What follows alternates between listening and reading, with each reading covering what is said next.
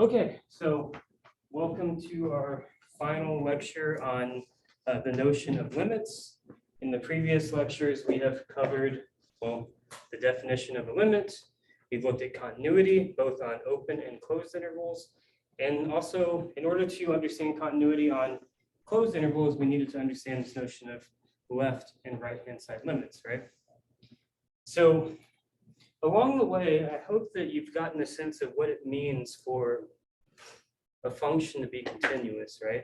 There's three properties, right? The function is continuous at a point if it exists at that point, if the limit exists at that point, and those two values equal, right?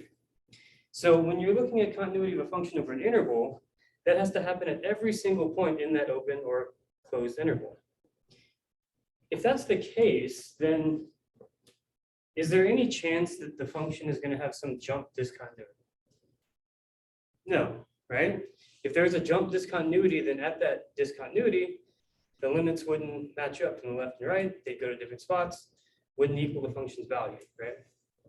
So continuous functions are what I would maybe call connected functions, right? So if you're looking at an interval and you have a continuous function over this open interval or closed interval, that function's graph is connected, right? There's no hopping around or any funny business like that, right? So suppose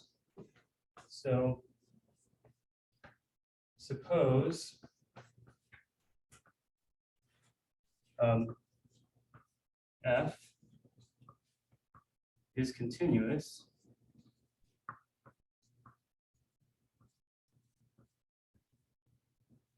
on some closed interval AB.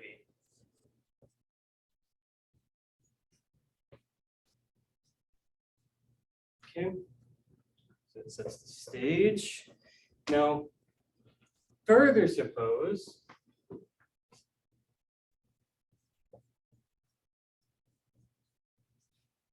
that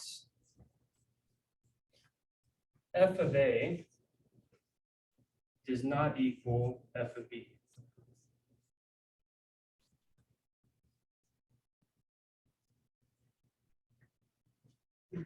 Okay, and it's continuous on this closed interval, and the second property holds. Well, for example, like if f of A does not equal f of B, maybe we could suppose something like, for example, like f of A is strictly less than f of B. Like that's one possibility. The other possibility is that f of B is strictly less than f of A, right? But with this assumption, if we're looking at the graph of such a thing, so we have x, y, and we have some closed interval a, b. And let's just suppose that, for example, f of A is right here, and then f of B is right there. Right, so this picture would follow what we're supposing, right? So when looking at the graph of this thing, we know that, so there's A comma f of A right there. And then here, this would be like B comma f of B, those points, right? Now it's continuous, right? We're assuming that this function is continuous over that closed interval, which means more or less that the graph of the function is connected. And it can do maybe like some sharp points every once in a while, but there's no jumps anywhere, right? So think about all the possible values in here from f of A to f of B. Think of that as like an interval, right? There's values between those numbers, right? So maybe suppose like there's a number right here. I'll call it K in that interval. Okay. Now, this function is continuous. Its graph is, there's no jumping or anything weird. And the graph of it has to get from that point to that point up there, right? It has to get there, and along the way, it's not going to jump around, right? I don't know what it looks like. It can look like anything as long as it doesn't jump around. So it could look like, for example, but it has to get over there somehow. Notice what has to happen though. Somewhere, like right there, there has to be a point C, comma, f of C, right? Where the y value of that point has to be equal to k. You see that, right? Like, what else could possibly happen? We're not going to jump over that value because it's continuous, right? So we're almost like, we can like guarantee that no matter what number we pick in here, there's at least one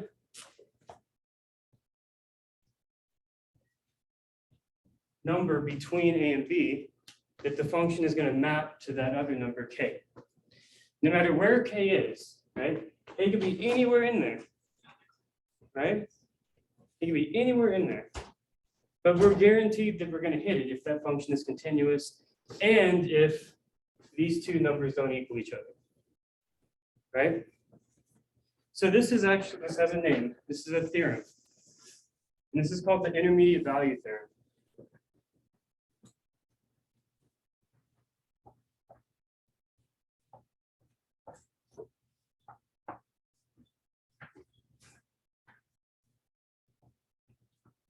And again, anytime you see a theorem that has a name, that means that it's useful for all sorts of things.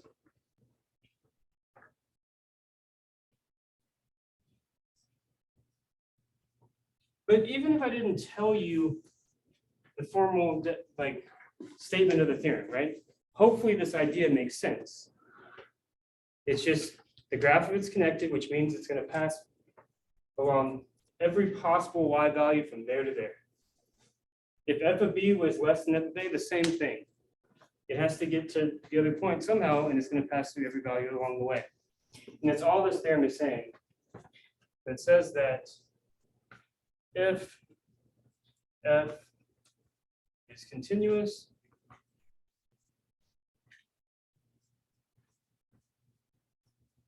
on a closed interval AB,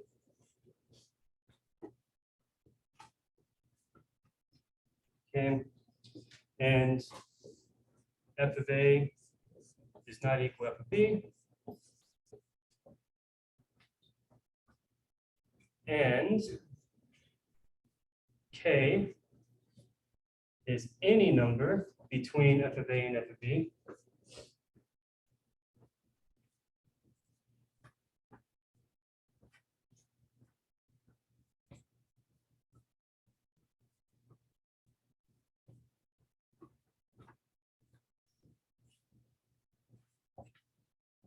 and more or less we could just, you could maybe guess what I'm going to write next.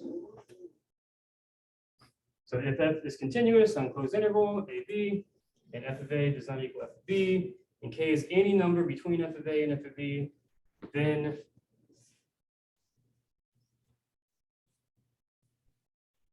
f of C is equal to k for some C in the interval.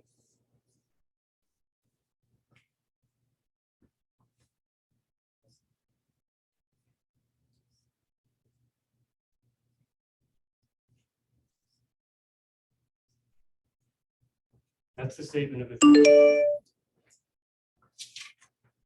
Now, it might not seem like much, or it might seem obvious, but even if it is obvious, it does have its use cases. Especially when deriving a very important theorem, maybe next week or the week after. But it's also useful, for example, when finding the zeros of polynomial functions. Does anyone remember what a zero of a function is? Not quite. So let's like recall the definition, right? It might have been a little while for a lot of you actually.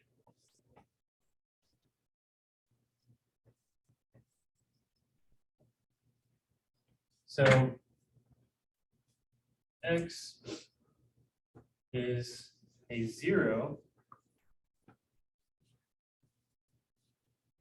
of some function f of x if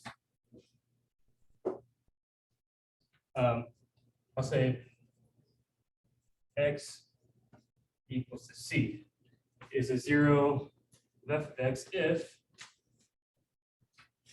f of c is equal to 0.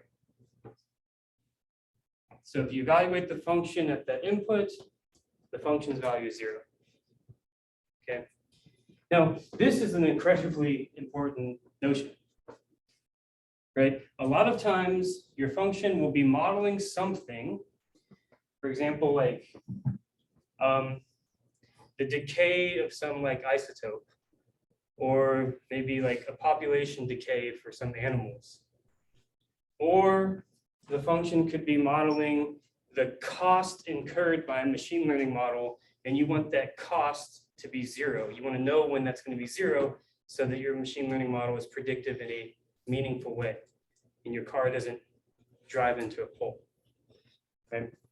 Finding zeros is really important, okay, especially in like the applied sciences.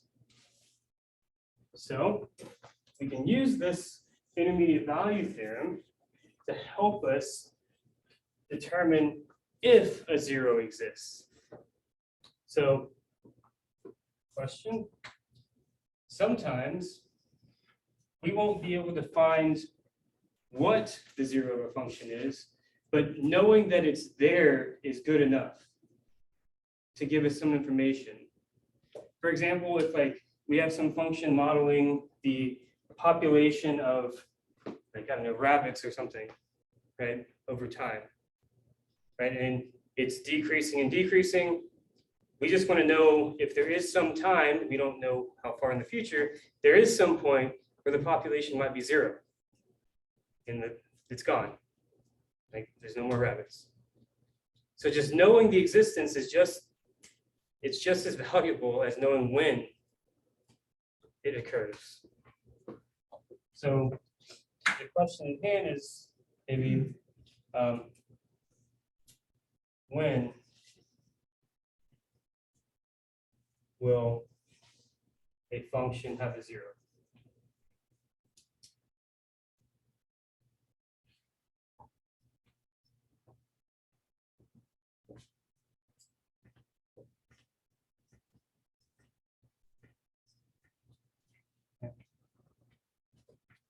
So back to the intermediate value theorem.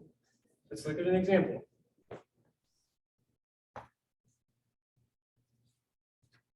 So maybe like, does f of x equal to maybe like x cubed plus 2x minus 1 have a 0 on the closed interval 0, 1. So we're just looking for the existence of a 0. Well, that function is a polynomial, right? Which means it's continuous on that closed interval.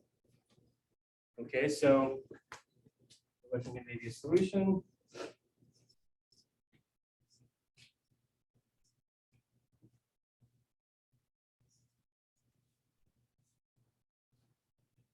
So just first note, with this function,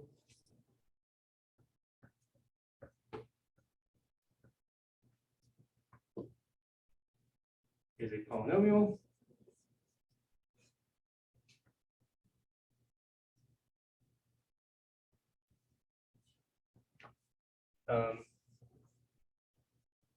which implies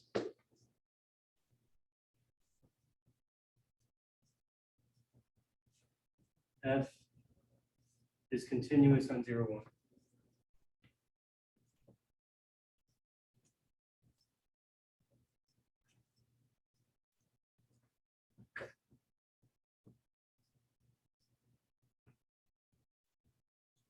Okay. So if it's continuous, good. Now let's evaluate it at like the endpoints of the interval and see what the signs are at the endpoints of the interval. Also, f evaluated at 0, which is the left endpoint of that closed interval, what is it? -1.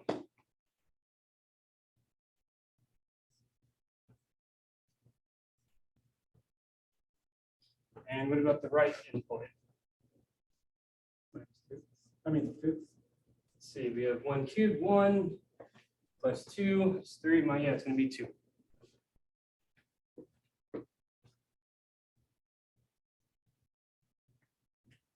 So notice that at the left endpoint, the function is negative.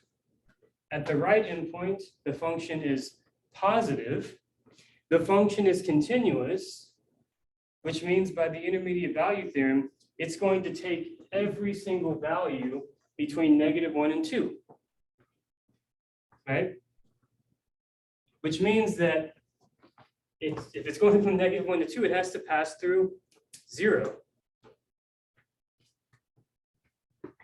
So by the intermediate value theorem,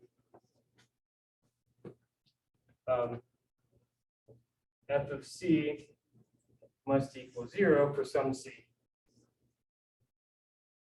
in our closed interval.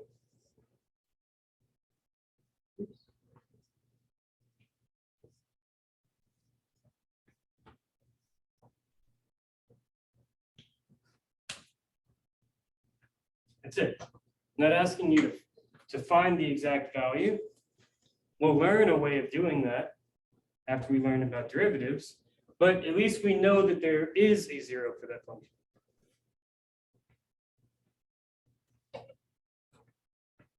Okay. All right. So I'm going to go ahead and stop this recording because I want to put the recording into 2 pieces, intermediate value, and then the next topic. I'm going to stop the recording and then start it back up.